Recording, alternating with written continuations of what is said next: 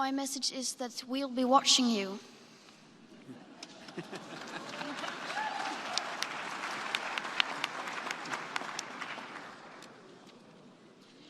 This is all wrong.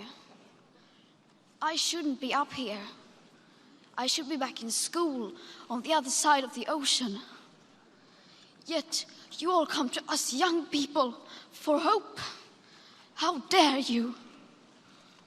You have stolen my dreams and my childhood with your empty words, and yet I'm one of the lucky ones. People are suffering, people are dying, entire ecosystems are collapsing. We are in the beginning of a mass extinction, and all you can talk about is money and fairy tales of eternal economic growth. How dare you?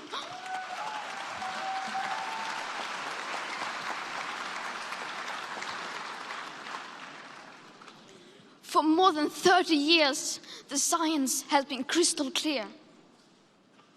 How dare you continue to look away and come here saying that you're doing enough when the politics and solutions needed are still nowhere in sight?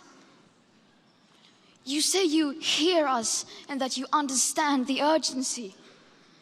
But no matter how sad and angry I am, I do not want to believe that. Because if you really understood the situation and still kept on failing to act, then you would be evil, and that I refuse to believe.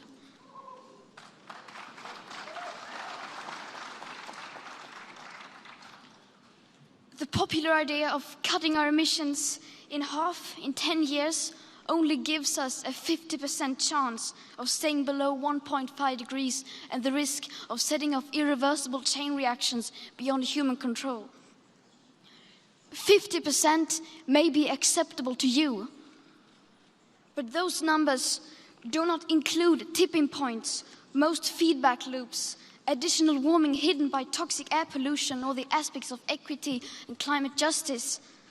They also rely on my generation sucking hundreds of billions of tons of your CO2 out of the air with technologies that barely exist. So a 50% risk is simply not acceptable to us, we who have to live with the consequences. To have a 67% chance of staying below a 1.5 degrees of global temperature rise, the best odds given by the IPCC, the world had 420 gigatons of CO2 left to emit back on January 1st, 2018. Today, that figure is already down to less than 350 gigatons. How dare you pretend that this can be solved with just business as usual and some technical solutions?